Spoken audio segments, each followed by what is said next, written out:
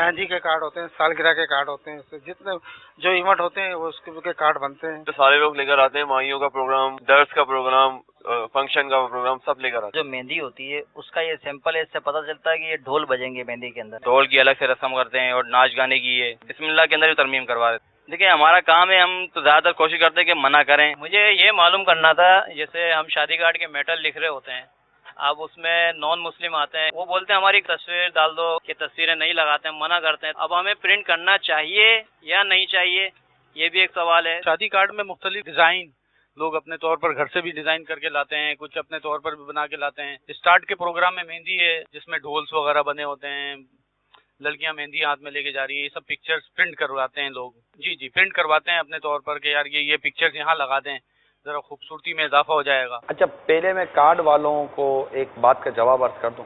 हो सकता है कि इनमें से कईयों के ज़हन में एक सवाल हो, लेकिन एक ने पूछा कि हम छापें या ना छापें, ये करें या ना करें। यानी एक शख्स आकर हमको कहता है ये छाप दो, हम छापें या ना छापें।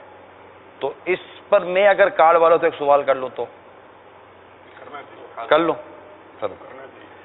आपके पास एक शख्स आकर कहता है, आप कहिए कह रहे हमारा थोड़ा का मसला था, हमने तो प्रिंट करके दे दिया आपको।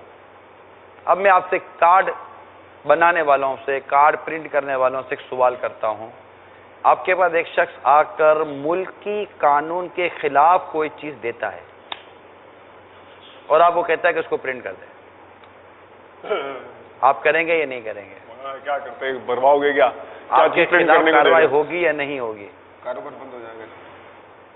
ठीक है, वो हाथ में नहीं लेगा शायद।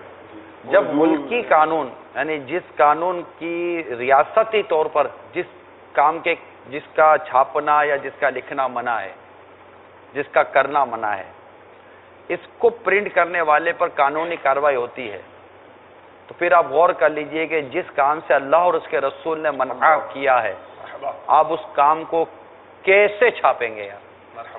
क्या आपका ज़मीर आपको रोकेगा नहीं? और क्या बाज़ सूरतों में क्या गुनाह की दावत देने में आपका ताउन शामिल होगा या नहीं? अल्लाह तबारक व तआला रज़्ज़ाक़ है, वो रिस्क देने वाला है।